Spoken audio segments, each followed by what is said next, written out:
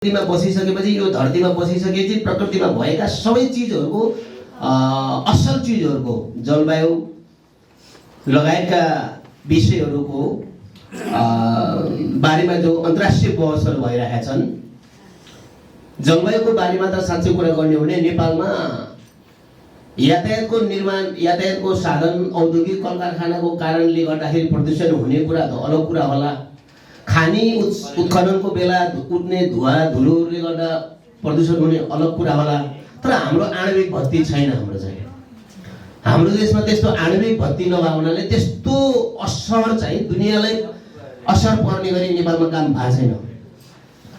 तर विकसित मुलुकहरूले आणविक भत्ती चलाएर अक्सिजन ध्वस्त गरेर मतलब मानव प्राणीलाई चाहिने, जीव जन्तुले चाहिने सबै ग्यासहरूलाई जो मतलब प्राकृतिक तत्त्वहरूलाई ध्वस्त गराएर संसारलाई एउटा मरुभूमि बनाउने तयारीमा छन्। त्यसको निम्ति हामीले 46% वन, नेपालको सिङ्गो जो 46% वन हामीले धरतीकै 46% ठाउँमा वन पाल्नु परेको छ। अन्तर्राष्ट्रिय सन्धि सम्झौता गरेर आफ्नै बारीमा लगाएको साल काट्न नपाइने, आफ्नै बारीमा भएको खर काट्न नपाइने, आफ्नै बारीमा भएको सिसो काट्न नपाइने, काट्ने बाद जेल जानुपर्ने। बरु मान्छे मारेर जेल कम गइन्छ, तर रुख काटेर जेल धेरै गइन्छ। तर यो नेपालको कानुन अन्तर्राष्ट्रिय मामिलामा प्रतिबद्धता जनाउँदै नागरिक मैत्री कानुन भएन। अन्तर्राष्ट्रिय मैत्री कानुन त भयो, हाम्रो नागरिक मैत्री कानुन भएन। हामीले हाम्रो वन ऐन चाहिँ हाम्रो देशको निम्ति बनाएका छौँ। हामी अन्तर्राष्ट्रिय जगतलाई खुसी पार्नको लागि, डोनर कन्ट्रीहरूलाई खुसी पार्नको लागि, डोनर पावर एजेन्सीहरूलाई खुसी पार्नको लागि बनाएको कानुन जस्तो देखियो। त्यसले गर्दा हामी के गर्नु पर्यो भने यो तपाईँहरूले जो छलफल चलाइराख्नु भएको छ महिला मान्यहरूको सन्दर्भमा त्यतातिर धेरै कुरा गरेन कि सबै साथीहरूले आफ्नो ठाउँबाट छलफल गर्नु होला।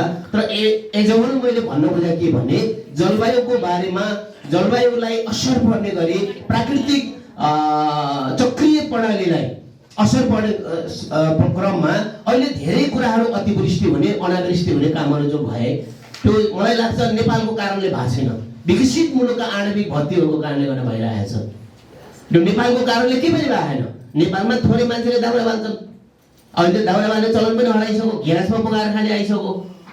गाडी मोटरमाथि पहाडमा तराईमा धुलो उड्दैन, कम उड्छ, कालो पत्र बाटोहरू छन्, हाइवेहरू, पहाडमा अलिअलि धुलो उड्ने, पहाडमा गाडी चाहिँ चल्दैन, कम मात्रामा चल्छन्।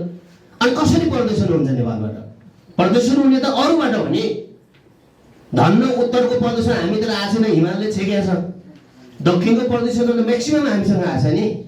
त्यसले गर्दाखेरि हामी सबै नेपालीहरू अहिलेको चाहिँ विकासको नाममा, प्रविधिको नाममा भएका आणविक भत्तीको कारणले गर्दाखेरि हामी पीडित छौँ।